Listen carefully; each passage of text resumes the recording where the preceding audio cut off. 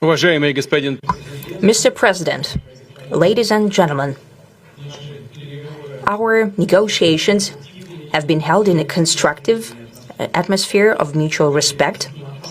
We have very thorough negotiations that were quite useful. I would like to thank once again my American counterpart for the proposal to travel out here to Alaska. It only makes sense that we've met here, because our countries, though separated by the oceans, are close neighbors. So when we've met, when I came out of the plane and I've said, "Good afternoon, dear neighbor. Very good to see you. In good health and to see you alive." I think that is very neighborly. And I think that's some kind words that we can say to each other. We're separated by the Strait of Bering, though there are 2 islands only between the Russian island and the U.S. island. They're only 4 kilometers apart. We're close neighbors, and it's a fact.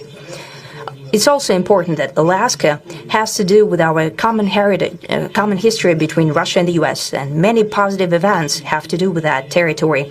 Still, there is tremendous cultural heritage back from the Russian America. For example, Orthodox churches and a lot of, more than 700 geographical names of Russian origin. During the Second World War, it was here in Alaska that was the origin of the legendary air bridge for the supply of military aircraft and other equipment under the Lend-Lease program. It was a dangerous and treacherous route over the vast emptiness of ice. However, the pilots of both countries did everything to bring closer the victory. They risked their lives and they gave it all for the common victory. I was just in the city of Magadan in Russia, and there is a memorial there dedicated to the Russian and the U.S. pilots. And there are 2 flags, the U.S. flag and the Russian flag. And I know that here as well there is such a memorial. There is a military burial place several kilometers away from here. The Soviet pilots that buried there who died during that dangerous mission. We're thankful to the citizens and the government of the U.S. for carefully taking care of their memory. I think that's very worthy and noble. We'll always remember other historical examples when our countries defeated common enemies together in the spirit of battle camaraderie and allyship that supported each other and facilitated each other. I'm sure that this heritage will help us rebuild and foster mutually beneficial and equal ties at this new stage, even during the hardest conditions. It is known that there have been no summits between Russia and the U.S. for 4 years, and that's a long time. This time was very hard for bilateral relations, and let's be frank, they have fallen to the lowest point since the Cold War. I think that's not benefiting our countries and the world as a whole. It is apparent that sooner or later we had to amend the situation to move on from the confrontation to dialogue. And in this case, a personal meeting between the heads of state has been long overdue, naturally under the condition of serious and painstaking work, and this work has been done in general.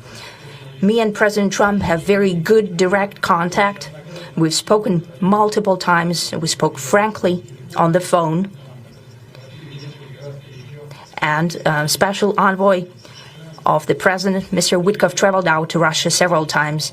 Our advisors and heads of foreign ministries kept in touch all the time. And you know fully well that one of the central issues was the situation around Ukraine. We see the strive of the administration and President Trump personally to help facilitate the resolution of the Ukrainian conflict. And his strive to get to the crux of the matter, to understand this history, is precious.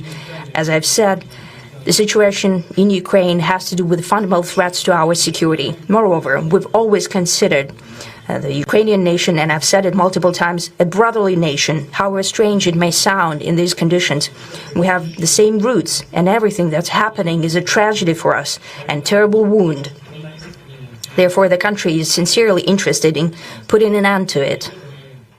At the same time, we're convinced that in order to make the settlement lasting and long-term, we need to eliminate all the primary roots the primary causes of that conflict, and we've said it multiple times, to consider all legitimate concerns of Russia and to reinstate a just balance of security in Europe and in the world on the whole. And I agree with President Trump, as he has said today, that naturally the security of Ukraine should be ensured as well. Naturally, we are prepared to work on that. I would like to hope that the agreement that we've reached together will help us bring closer that goal and will pave the path towards peace in Ukraine. We expect that Kiev and European capitals will perceive that constructively and that they won't throw a wrench in the works. They will not make any attempts to use some backroom dealings to conduct provocations to torpedo the nascent progress. Incidentally, when the new administration came to power, bilateral trade started to grow. It's still very symbolic. Still, we have a growth of 20%. As I've said, we have a lot of dimensions for joint work. It is clear that the U.S. and Russian investment and business cooperation has tremendous potential.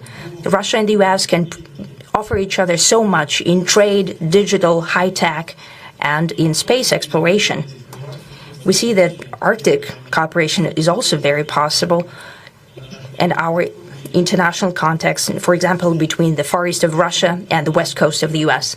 Overall, it's very important for our countries to turn the page, to go back to cooperation. It is symbolic that not far away from here, at the border between Russia and the U.S., there was a so-called international date line. I think you can step over, literally, from yesterday into tomorrow. And I hope that we'll succeed in that, in political sphere.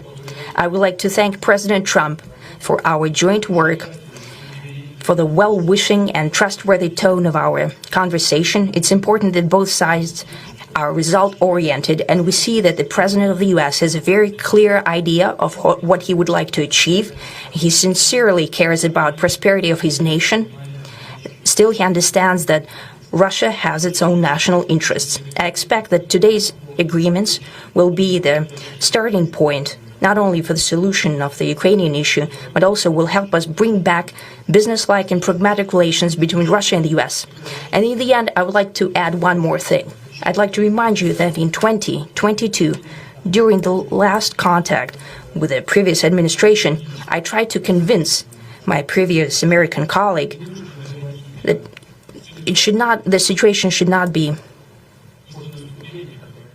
brought to the point of no return when it would come to hostilities. And I said it quite directly back then that it's a big mistake. Today, when President Trump saying that if he was the president back then, there will be no war. And I'm quite sure that it would indeed be so. I can confirm that. I think that overall, me and President Trump have built a very good, businesslike and trustworthy contact. And I have every reason to believe that moving down this path, we can come, and the sooner the better, to the end of the conflict in Ukraine. Thank you. Thank you. Well, thank you very much, Mr. President. That was very profound. And I will say that I believe we had a very productive meeting. There were many, many points that we agreed on, most of them, I would say, a couple of big ones that we haven't quite gotten there, but we've made some headway. So there's no deal until there's a deal. I will call up NATO in a little while. I will call up the various people that I think are appropriate, and I'll, of course, call up President Zelensky and tell him about today's meeting. It's ultimately up to them. They're going to have to agree with what Marco and Steve and some of the great people from the Trump administration who've come here, Scott and John Ratcliffe, thank you very much.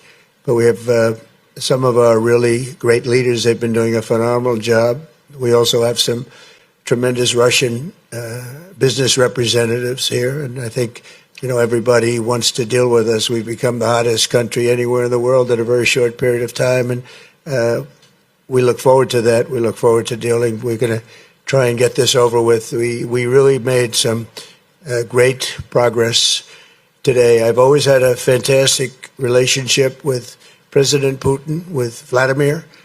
We had many tough meetings, good meetings. We were interfered with by the Russia hoax. It made it a little bit tougher to deal with, but he understood it. I think he's probably seen things like that during the course of his career. He's seen it all. But we had to put up with the Russia hoax. He knew it was a hoax, and I knew it was a hoax. But what was done was very criminal. But it made it harder for us to deal as a country in terms of the business and all of the things that we'd like to have dealt with. But we'll have a good chance when this is over. So just to put it very quickly, I'm going to start making a few phone calls and tell them what happened. But we had an extremely productive meeting, and many points were agreed to. There are just a very few that are left. Some are not that significant. One is probably the most significant, but we have a very good chance of getting there. We didn't get there, but we have a very good chance of getting there. I would like to thank President Putin and his entire team, whose faces, who I know in many cases, other than that, whose faces I get to see all the time in the newspapers.